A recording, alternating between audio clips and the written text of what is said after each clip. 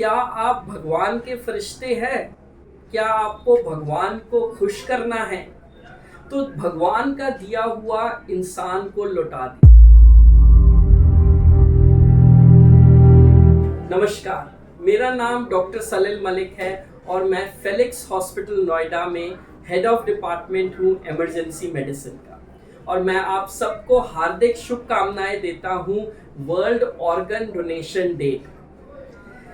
मैं आप सबको आज वो ऑर्गन डोनेशन के बारे में, अंग दान के बारे में कुछ खास बातें बताना चाहूँगा और वहीं पे ही मैं काफ़ी मिथ्स या अंधविश्वास जो पुराने ख्यालात चल रहे हैं वो भी तोड़ना चाहूँगा। जो सबसे पहला हेजिटेंसी या अंधविश्वास या लैक ऑफ नॉलेज रहती है वो ये रहता है कि क्या कोई लिविंग इंसान ऑर्गन डोनेट कर सकता है। तो उसमें मैं आप सबको ये बताना चाहूँगा कि हम अपने एक किडनी, हम अपना लिवर ट्रांसप्लांट कर सकते हैं और ये हम बहुत ही आराम से कर सकते हैं और इससे बहुत लोगों को फ़ायदा होता है। यहाँ तक कि हम स्किन ट्रांसप्लांट भी लिविंग टिश्यू से कर सकते हैं। और वहीं पे ही मैं आप लोगों को ये भी बताऊंगा कि काफ़ी लोगों को ये नहीं पता है कि हम एक डेथ होने के बाद कितने ऑर्गन्स हमारे डोनेट कर सकते हैं, हम कितनी जिंदगियां बदल सकते हैं। तो आप लोगों को आश्चर्य होएगा कि एक डेड बॉडी से हम 8 ट्रांसप्लांट्स आराम से कर सकते हैं। हमारे दिल का ट्रांसप्लांट हो सकता है डेथ के बाद, हमारे लंग्स का पार्शियल ट्रांसप्लांट हो सकता है, गुर्दे या लिवर का ट्रांसप्लांट हो सकता है, दोनों किडनीज ट्रांसप्लांट कर सकते हैं हम अलग अलग जनों को। पैंक्रियाज हमारा इंसुलिन बनाते हैं उसका ट्रांसप्लांट कर सकते हैं। यहाँ तक कि गट्स का जो इंटेस्टाइन है उसका भी ट्रांसप्लांट कर सकते हैं।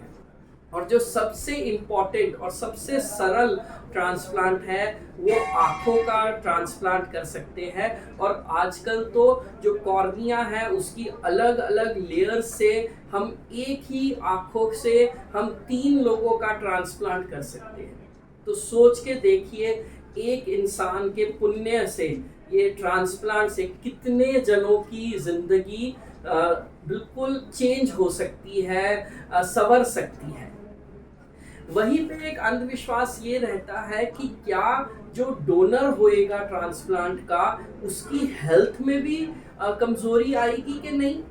तो मैं यहाँ पे ये क्लियर करना चाहता हूँ कि भी जो हेल्थ डोनर होता है उसकी हेल्थ सबसे प्रायोरिटी ली जाती है और बहुत ही मेटिकुलस इन्वेस्टिगेशंस और टेस्टिंग करी जाती है डोनेशन से पहले, जिसमें क्रॉस मैचिंग रहती है, डोनर की हेल्थ देखी जाती है, कोई उनका सेवन देखा जाता है, उनका फ्यूचर प्रेडिक्शन की जाती है टेस्टिंग से कि वो कैसे रहेंगे और तभी वो अप्रूव किया जाता है डोनेशन के लिए।